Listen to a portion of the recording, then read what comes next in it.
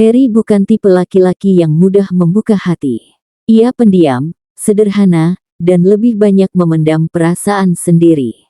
Sementara itu, Akila adalah sosok yang ceria, ramah, dan selalu bisa membuat orang lain merasa dekat hanya dengan beberapa kata. Mereka bukan dua orang yang seharusnya bertemu. Tapi takdir memang tidak pernah bertanya. Pertemuan mereka terjadi di sebuah toko buku kecil di sudut kota. Harry sedang mencari novel lama, sedangkan Akila sedang memilih buku sketsa. Tanpa sengaja, tangan mereka mengambil buku yang sama. Kamu mau buku ini? Tanya Akila sambil tersenyum. Harry menggeleng gugup. Kamu duluan aja. Akila tidak tahu, senyuman kecil itu sudah cukup membuat Harry memikirkan wajahnya sepanjang malam. Beberapa hari kemudian, mereka kembali bertemu, kali ini di halte. Hujan deras turun, dan Akila basah kuyup karena tidak membawa payung. Harry yang melihat itu langsung bergerak cepat. Ini, pakai payungku. Biar kamu nggak sakit. Akila menatapnya lama. Kamu gimana? Aku nggak apa-apa. Padahal, malam itu Harry pulang berkilo-kilometer dengan jaket tipis dan sepatu yang sudah kebas air. Tapi baginya, melihat Akila aman sudah cukup membuat tubuh yang kedinginan terasa hangat. Setelah hari itu, mereka semakin sering bertemu. Akila suka bercerita tentang mimpinya, membuka galeri kecil, melukis laut, menulis buku sendiri. Harry mendengarkan, selalu mendengarkan, bahkan ketika kata-kata Akila berlari terlalu cepat, ia tetap menikmati setiap detiknya. Sebaliknya, Akila menemukan sisi Harry yang tidak terlihat oleh orang lain. Ia tahu Harry suka lagu lama. Ia tahu Harry suka kopi tanpa gula. Ia tahu Harry tersenyum jika sedang gugup. Kedekatan mereka tidak pernah direncanakan. Tapi semakin hari, semakin sulit dipisahkan. Suatu malam, mereka duduk di taman kota. Cahaya lampu kuning menyorot wajah Akila yang sedang bercerita panjang lebar.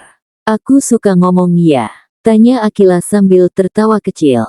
Harry menatapnya. Kalau kamu yang ngomong, aku nggak keberatan. Akila terdiam.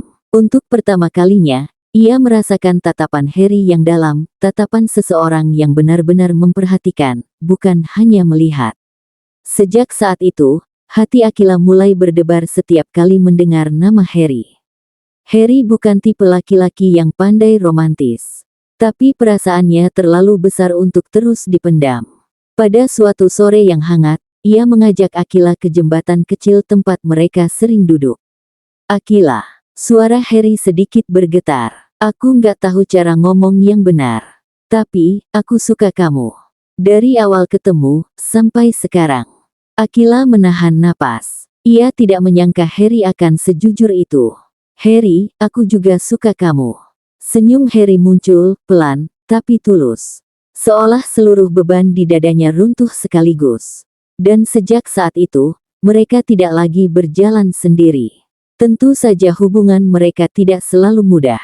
Ada hari di mana Harry terlalu sibuk dan lupa membalas pesan. Ada hari ketika Akila menangis karena merasa tidak diperhatikan. Ada waktu ketika mereka salah paham, saling diam, tapi rindu juga yang akhirnya menyatukan kembali. Yang membuat hubungan itu bertahan adalah satu hal. Mereka selalu memilih kembali satu sama lain. Harry belajar berbicara lebih terbuka. Akila belajar tidak mudah cemas. Mereka sama-sama tumbuh, sama-sama berubah, sama-sama belajar menjadi pasangan yang lebih baik. Pada suatu malam yang tenang, Harry datang ke rumah Akila. Ia membawa bunga sederhana, bunga yang pernah Akila bilang sebagai favoritnya. Akila, Harry menatap matanya pelan. Aku nggak tahu masa depan akan seperti apa. Tapi satu yang aku yakin, aku mau kamu ada di dalamnya. Akila memegang tangan Harry. Dan dengan suara yang hangat, ia menjawab. Aku juga. Kamu tempat pulangku. Mulai saat itu, mereka bukan lagi dua orang yang hanya saling jatuh cinta. Mereka adalah dua hati yang saling memilih, setiap hari, tanpa henti. Cinta Harry dan Akila bukan kisah yang selesai dalam satu musim. Mereka terus menulisnya, dengan tawa, air mata, pertengkaran kecil, pelukan panjang, dan mimpi bersama yang tumbuh setiap hari. Mereka tahu, cinta tidak selalu megah. Kadang sederhana. Kopi panas di pagi hari. Pesan singkat sebelum tidur. Genggaman tangan saat berjalan. Atau pelukan setelah bertengkar. Tapi disitulah maknanya. Cinta mereka bukan cinta yang berisik. Tapi cinta yang tinggal diam. Mengakar kuat. Dan tidak pernah pergi.